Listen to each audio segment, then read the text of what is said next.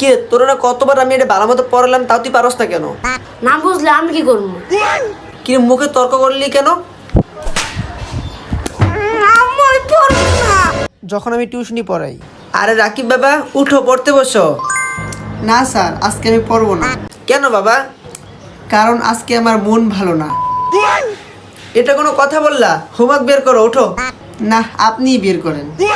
আরে বাবা তাড়াতাড়ি তাড়াতাড়ি হোমওয়ার্ক বের করো। না, আমি আজকে রোজা রাখছি। ও আজকে তুমি রোজা রাখছো? বাবা দুধটা কি গরম গরম খেয়েছো? আন্টি ও না আজকে রোজা রাখছে? আরে ছোট মানুষ তো দিনে 3 বার রোজা রাখে। স্যার আমার একটা কোশ্চেন আছে। কি বলো? স্যার কলেজে নাকি চিল আর চিল যখন উঠবা না তখন বুঝতে পারবা। স্যার আপনার কি জিএফ আছে? আরে বাবা এখন তুমি পড়ো তো একটু। স্যার আমি কিন্তু আপনাকে ফেসবুকে ফলো করি। হোমওয়ার্কটা দাও তো। স্যার জানেন কালকে কিন্তু আমার স্কুল বন্ধ। তো কি হয়েছে? তাহলে কালকে আমার চিল আর চিল। এখন তুমি পড়বা নাকি তোমার আম্মুকে ডাক দিব? বাই দ্য ওয়ে স্যার চিল মানে কি?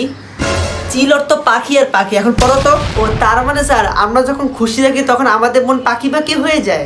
আমি কিন্তু এখন চলে যাবো, আমার সময় কিন্তু শেষ হয়ে যেতেছে। তাহলে তো ভালোই, আমার আর পড়া লাগবে না। আজব ছেলে তো।